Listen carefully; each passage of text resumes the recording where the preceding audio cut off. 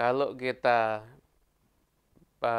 gimana caranya kita khidmat kepada Nabi SAW sehingga kita mendapatkan keberkahan daripada khidmat tersebut. Seperti Rabi'ah bin Ka'ab Al-Aslami yang ketika khidmat sama Nabi SAW, akhirnya Nabi tawarkan, pengen minta apa? Dan Rabi'ah cuma minta satu, aku ingin bersama engkau nanti ada di surga. Itu. Kemudian juga Anas bin Malik 10 tahun khidmat sama Nabi, didoakan sama Nabi, didoakan sama Nabi. Itu Ummu Sulaim ibunya Anas bilang, ya Rasulullah doakan nih pelayan kecilmu Anas, didoakan sama Nabi. Itu berkah umurnya dan rezekinya. Ada riwayat itu Nabi SAW mendoakan 4 hal. Apa? Umur, rezeki, anak, satu masuk surga atau tidak menjadi dosanya. Itu pernah kita baca dalam sirah. Akhirnya kata Anas bin Malik, umurnya Anas bin Malik lebih dari 100. Anak dan anak dari anaknya total lebih dari 100 juga. Dan rata-rata itu laki. Dan hartanya berlimpah karena semua orang kebunnya berbuah setahun sekali. Anas bisa setahun dua kali. Karena yang anak tunggu tinggal satu. Yang satu tinggal satu. Masuk surga atau tidak meniru dosanya. Itu barokah daripada khidmah. Nah, sekarang gimana biar kita semua ini khidmah pada Nabi SAW di zaman sekarang ini gimana? Khidmat kepada Nabi SAW di zaman sekarang itu adalah dengan kita ini terlibat di dalam misinya Nabi Muhammad.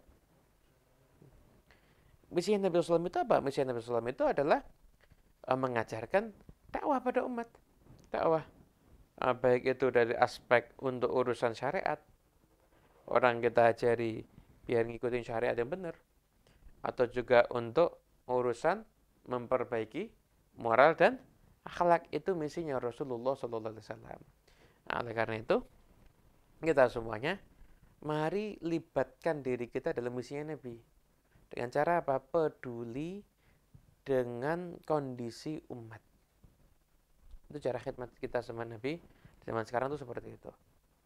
Kita misalkan ada di rumah-rumah kita, baru lihat sekeliling kita. Ini ada ndak yang sekiranya mungkin umat Nabi SAW yang hidupnya kesusahan, yang bisa kita bantu. Jangan-jangan kita hidup berlimpah, sedangkan sekitar kita mungkin malam nangis karena kelaparan anak bayinya. Kita seperti itu kita bantu juga. Kita apa? Bantu. Sebagaimana jasmani itu kita perhatikan.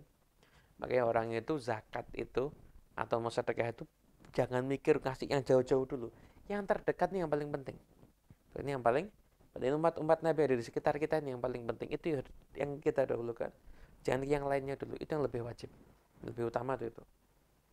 Kemudian yang berikutnya adalah sebagaimana yang lapar secara jasmani kita perhatikan, yang lapar secara rohani juga kita perhatikan. Yang belum sholat kita pikirkan gimana caranya biar sholat.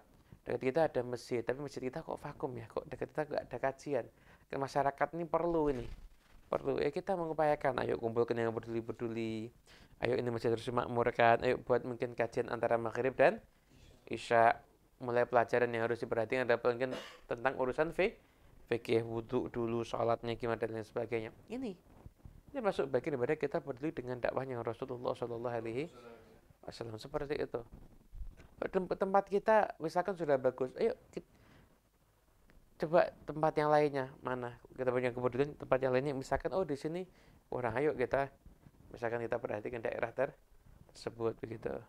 Itu mungkin insya Allah akan jadi satu hal yang bagus yang bisa mengembirakan hatinya Rasulullah Shallallahu Alaihi Wasallam.